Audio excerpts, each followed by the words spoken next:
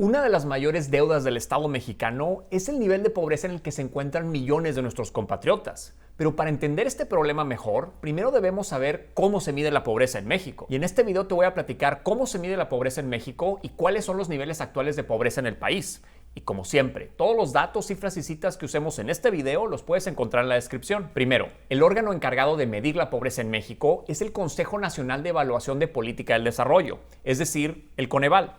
Y este no solo mide la pobreza en base a cuánto dinero gana una persona al mes, sino que además toma en cuenta el acceso o carencia que tiene una persona a derechos sociales para garantizarle una vida digna. Y estos son derecho a la educación, acceso a servicios de salud, acceso a seguridad social, calidad y espacios de vivienda, es decir, piso firme, material de techos y muros, acceso a servicios básicos de vivienda como agua, luz, drenaje, etc., y acceso a la alimentación. Ahora bien, con lo que respecta a los ingresos mensuales, el Coneval calcula una línea de pobreza por ingresos en base al índice de precios al consumidor, que incluye la canasta alimentaria, la cual se traduce a tortilla, carne, huevo, etc., y la canasta no alimentaria, lo cual comprende transporte público, ropa, calzado, recreación, entre otros. Actualmente esta línea de pobreza equivale a 3,081 pesos mensuales en zonas urbanas y 1,995 pesos en zonas rurales por persona. Es decir que de acuerdo con la medición del Coneval, ganar 3,081 pesos mensuales es suficiente para poder comer, comprar zapatos,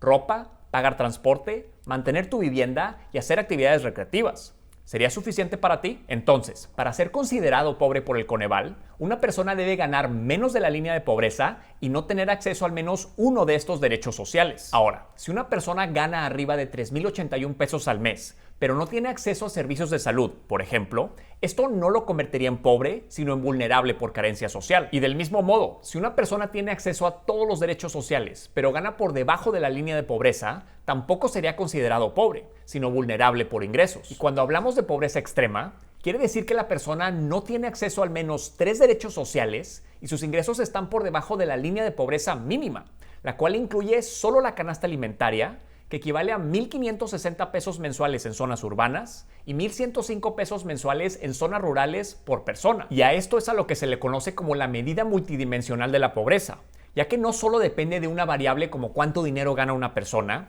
sino de un conjunto de derechos sociales y los ingresos que percibe. Ahora bien, ya que sabemos cómo se mide la pobreza en México, veamos cuál es su situación actual. De acuerdo con el Coneval, el 41,9% de la población, es decir, 52,4 millones de mexicanos, viven en situación de pobreza.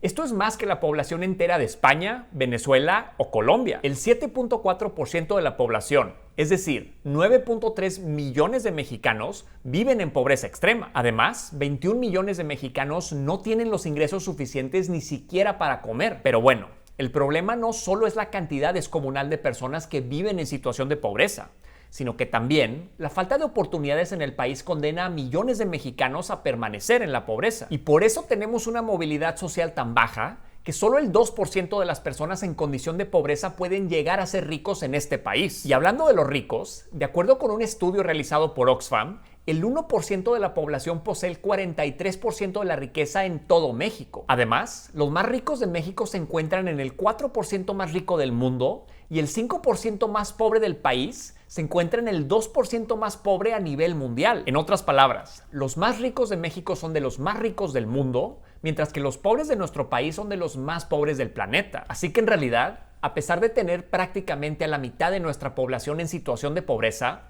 México no es un país pobre, sino un país con una distribución de riqueza tan desproporcionada que es imposible defender que sea producto del mérito, sino más bien derivada de la falta de oportunidades, la corrupción y un sistema económico que solo funciona para unos cuantos.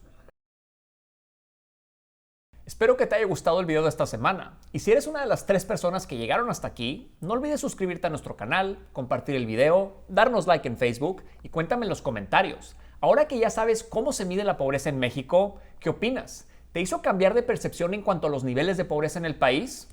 Cuéntame en los comentarios.